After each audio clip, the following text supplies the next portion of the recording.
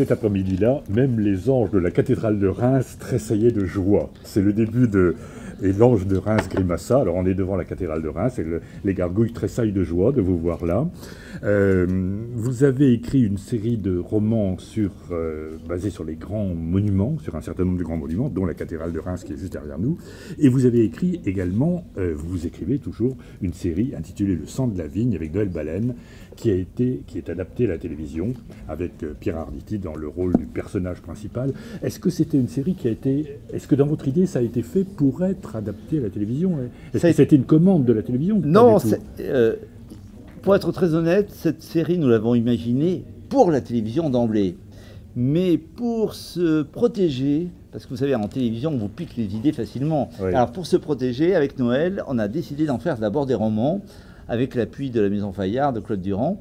Et on a fait une série de romans qui a généré le succès que l'on connaît en librairie. Et à partir de là, on a été sollicité d'abord pour l'envisager pour la télévision, avec Gérard Depardieu dans un premier temps. Oui. Et ensuite, ça ne s'est pas fait pour des histoires de gros sous. Vous savez que c'est toujours compliqué. C'est pas mal non plus. J'imagine que vous n'êtes pas déçu d'avoir Pierre Arditi dans le rôle Pierre a endossé, de votre monologue. Oui, Pierre a endossé merveilleusement le rôle de Benjamin Cooker, Benjamin Lebel à la télé, parce que d'une part, il aime Pourquoi on a changé le nom à la télévision? C'est pas la meilleure idée, puisque au départ, on l'avait imaginé pour une série internationale, d'où le personnage de Benjamin Cooker, et on l'a franchouillardé, hein, en lui donnant le nom de Benjamin Lebel. Et aujourd'hui que cette série est vendue à l'étranger, les producteurs se disent qu'ils ont fait une bêtise. Voilà. Oui, mais il suffisait de rester fidèle au livre. Voilà, donc c'est une très belle série à la gloire de tous les vignobles de France et d'ailleurs.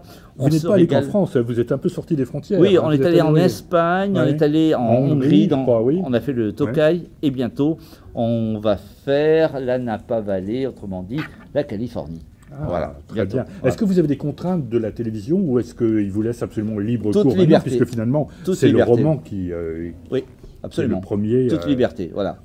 Et c'est la même chose pour Séraphin Cantarel, donc pour la série sur le patrimoine. Oui. Puisqu'on est à Reims, je peux vous dire que je viens de vendre les droits à la télévision. Donc vous le verrez. Voilà une bonne nouvelle, ça c'est un scoop. Vous verrez les aventures de Séraphin Cantarel en télé. Alors je ne sais pas si on débutera par Reims. Moi j'aimerais bien parce que quand mes amis m'ont amené sur le toit de la cathédrale derrière, là est né ce soir-là le roman, parce que c'est pas vous que je vais apprendre. C'est la visite du monument qui vous a donné. Voilà, bien sûr, voilà.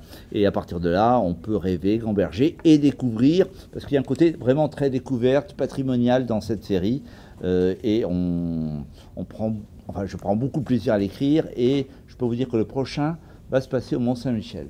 Très bien. Un des monuments les plus visités, je crois, de France. Le monument le plus visité. Voilà. Et donc, on verra la cathédrale de Reims dans une série télévisée. Donc, ce soir, en quelque sorte, c'est une avant-première. C'est une avant-première. Merci, Jean-Pierre Allot. Merci.